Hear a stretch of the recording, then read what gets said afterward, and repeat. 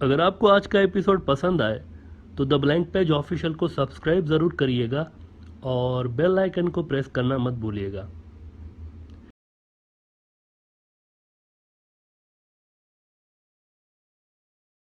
Bangladeshi PM Sheikh Hasina साहिबा आजकल मालदीव के अहम दौरे पे हैं।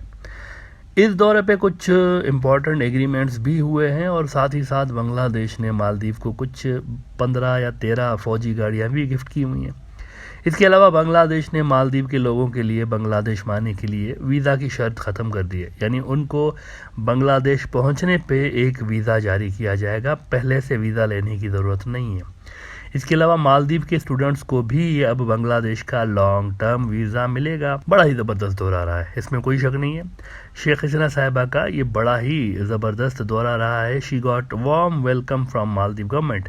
रेड कारपेट इस्तकबाल किया गया उनका। 6 रोज़ा उनका ये दौरा रहा है।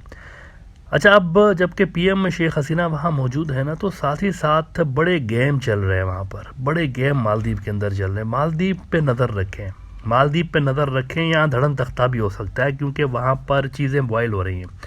काफ़ी टाइम से वहाँ पर इंडिया आउट मुजाहरे जारी हैं और इस वक्त भी जब शेख हसीना वहाँ पर हैं तो इंडिया आउट मुजाहरे अपने पूरे आबोताब के साथ जारी हैं।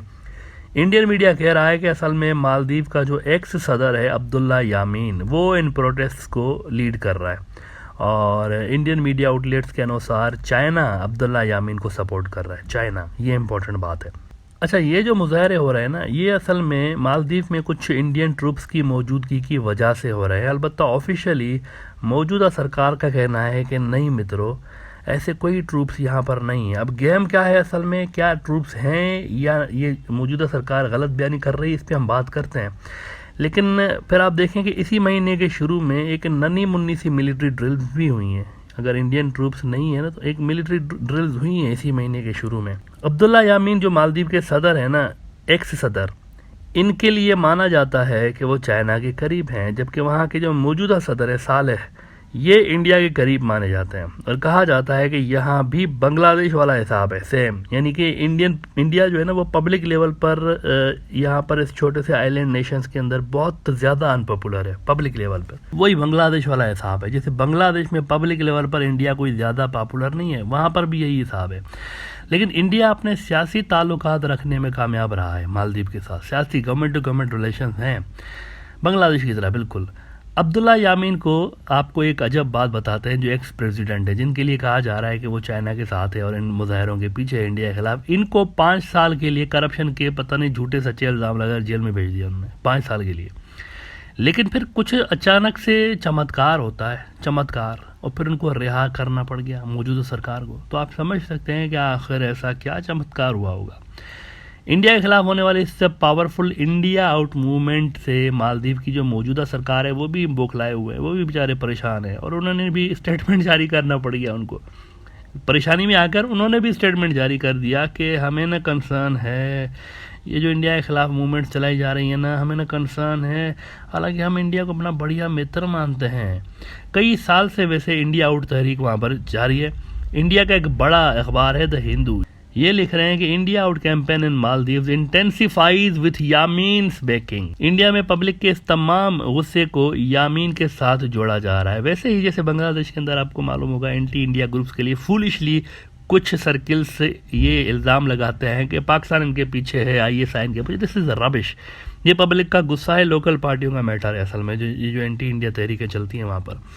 अच्छा, ये भी ये ख्याल है कि इंडिया के जो फ़ौजी लाए गए हैं वो इसीलिए लाए गए हैं ताकि अगर कोई बगावत की वहाँ पर कोशिश होती है प्रो इंडिया सरकार के ख़िलाफ़ तो उसको बचाया जा सके। Again this is nonsense, this is nonsense. जिसका भी ख्याल है ना मालदीव के अंदर कि इंडिया यूँ हमें बचाएगा, तो ऐसा नहीं हो सकता। देखें, ये फेल्ड तजुर्बे हैं, पुराने फेल्ड तजुर्बे हैं। 1983 में आपको एक बात बताते हैं, इंदिरा गांधी का दौर था, तो ये वो दौर है जब अब सिक्किम अनेक्स हो चुका है। एक किंगडम ऑफ सिक्किम नाम का मुल्क हुआ करता था बांग्लादेश के पास, ये सिलीगुड़ी कॉरिडोर के ऊपर, ये किंगडम ऑफ सिक्किम हुआ करता था। इसको रॉ ने इंदिरा गांधी के ऑर्डर पर अनेक्स करके अपनी स्टेट बना लिया, सूबा बना लिया अपना।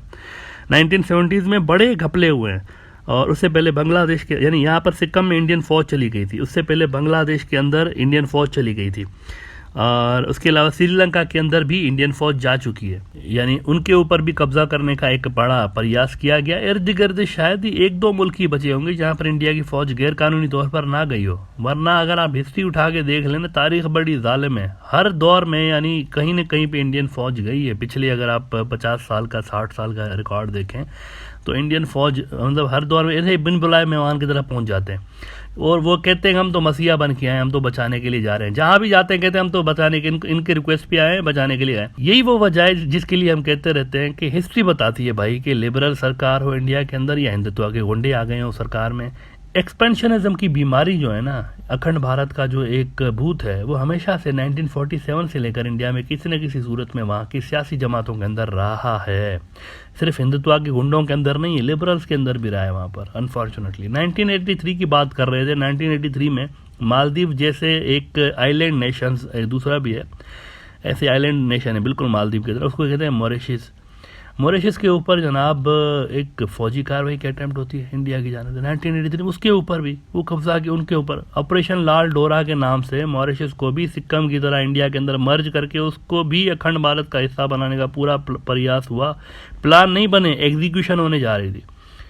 वहाँ पर एक प्रो इंडिया सरकार थी जुगनाथ साहब की, तो इंडिया के आशीर्वाद से बैठे हुए थे, लेकिन ये गिरने वाली थी। इनके खिलाफ शदीद अवामी गुस्सा और अवाम का जो एक एंगर थी वो इनको ले डूबने वाली थी, एक कूप होने वाला था। तो इंडिया को एक डर लगा कि यार ये हमारे बैकिंग वाली सरकार जाने वाली है, तो इंडियन फोर्सेस को कहा गया इंदिरा गांधी की जानिब से कि जाएं मॉरिशस को इन्वेड कर लें भाई, वहाँ पर किसी सूरत कोई दूसरी सरकार ना आने पाए। इवन इफ वहाँ के लोग भी चाहते हैं ना तो भी नहीं आने पाए, जाके वहाँ बैठ जाओ कुछ सालों के लिए बैठ जाओ, फिर उसको हमें सिक्किम की तरह एनेक्स कर लेंगे। वहाँ की कोई पार्लियामेंट लाइफ की जो भी चीज़ है उनसे एक रेजोल्यूशन पास कराएंगे कि आइए हम पे कब्जा करें, आप ना हम पे कब्जा कर ले, आप तो बहुत अच्छे हैं। इस तरह ना जैसे सिक्किम से बिल्कुल वही सिक्किम वाला मॉडल। तो मॉरिशस का यही प्लान था, लेकिन आखिरी टाइम पर ऑपरेशन लाल डोरा 1983 आखिरी टाइम पर क्या हुआ, इंडियन फोर्सेस ने कहा इंदिरा गांधी को कि महारानी साहिबा लॉजिस्टिक्स के इश्यूज हैं, सप्लाई लाइन का मसला, ये कोई हमारे बॉर्डर के साथ नहीं है, समुंदर बहुत दूर है हमसे, कैसे हमला कर सकते हैं, कैसे अगर कोई भी दूसरी फोर्स इनके इसके लिए आ गई मदद के लिए तो क्या करेंगे हम लोग। मिसाल के तौर पर चाइना आ गया, पाकिस्तान आ गया, तो क्या करेंगे, इतना लंबा सप्लाई लाइन का इशू है, कैसे करेंगे हम लोग। तो इस पे बचत हो गई थी। आखिरी टाइम पर प्लान कैंसिल हो गया था तो मॉरिशस की बचत हो गई थी।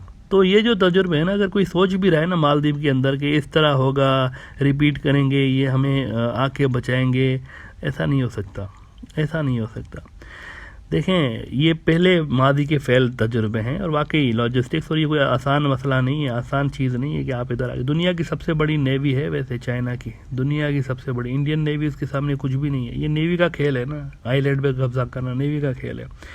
तो चाइना तो सारे इलाके में बैठा हुआ है, उनके अड्डे बने हुए हैं सारे इलाके में। आप यूँ ऐसे ही इंडिया आके बैठ जाएगा, चाइना का खतरा मोल लेगा, it's not possible, it's not possible. तो ये हो नहीं सकता कि इंडिया वहाँ पर फोर्सेस भेजे, और नहीं, इंडियन फोर्सेस अगर वहाँ पर हैं भी जैसा कि अपोजिशन पार्टियां कह रही हैं तो उनकी वही सिग्निफिकेंस है जैसे कि अशरफ गनी की थी अफगानिस्तान में, इनकी वही सिग्निफिकेंस है। और वो जो डिफेंस फोर्सेस थी अशरफ गनी की, उनके बिना लड़ाई सरेंडर हुआ था। यहाँ भी जो इंडियन फोर्सेस अगर हैं भी, इक्का दुक्का कोई हो सकता है छोटे छोटे ट्रूप्स हों यहाँ पर भी, लेकिन अगर हैं तो उनकी कोई सिग्निफिकेंस नहीं है यहाँ पर भी। मौजूदा सरकार तो कह रही है कि भाई कोई इंडियन ट्रूप्स नहीं है, लेकिन आज़ाद ज़राए और अपोजिशन इस दावे को रद्द करते हैं। और इंडिया आउट तहरीक जो है ना बहुत तेज़ हो चुकी है पिछले कुछ दिनों से बहुत तेज़ हो चुकी है वहाँ पर। और अब्दुल्ला यामीन के जेल से बाहर आते ही इसमें नई जान आ गई है। वैसे तो पुरानी तहरीकें कई साल से चल रही है, लेकिन अब बहुत तेज़ हो चुकी है वहाँ पर।